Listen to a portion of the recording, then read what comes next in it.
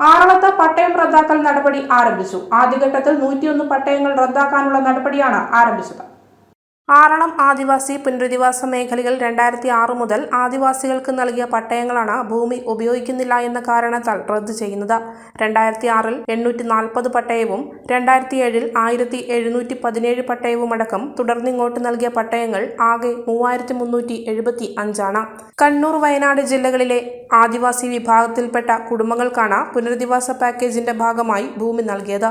കാട്ടാന ഉൾപ്പെടെയുള്ള വന്യമൃഗശല്യവും ഭൂമി ഉപയോഗിക്കാൻ കഴിയാത്തതുകൊണ്ടും ആദിവാസികളിൽ പലരും ഭൂമിയിൽ പ്രവേശിക്കാനോ ഇവിടെ താമസിക്കാനോ തയ്യാറായിരുന്നില്ല. 1700ഓളം കുടുംബങ്ങൾ മാത്രമാണ് നിലവിൽ സ്ഥിരതാമസമോ സീസണിൽ വന്നു പോകുന്നവരോ ആയിട്ടുള്ളത്. ബാക്കി ഭൂമി കാട് കയറി വന്യമൃഗങ്ങളുടെ താവളമായി മാറിയിരിക്കുകയാണിവിടെ. പട്ടയം കിട്ടിയിട്ടും ഭൂമിയിൽ താമസിക്കുവാനോ ഭൂമി ഉപയോഗിക്കുവാനോ സാധിക്കാത്തവരുടെ പട്ടയം റദ്ദ് ചെയ്യണമെന്ന വിവിധ സംഘടനകളുടെ ആവശ്യങ്ങൾ പരിഗണിച്ചാണ് കളക്ടറുടെ ഉത്തരവിൽ പ്രകാരം പട്ടയം റദ്ദ് ചെയ്യൽ നടപടി ആരംഭിച്ചിരിക്കുന്നത്.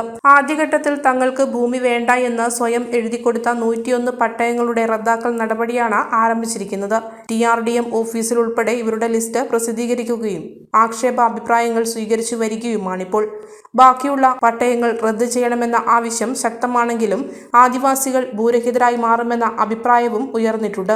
റദ്ദ് ചെയ്യുന്ന പട്ടയങ്ങൾ ഇവിടെ തന്നെ പുനരധിവാസ മേഖലയിൽ കയ്യേറി താമസിക്കുന്ന ഭൂരഹിതരായ ആദിവാസികൾക്ക് നൽകണമെന്നും ആവശ്യം ഉയർന്നിട്ടുണ്ട്.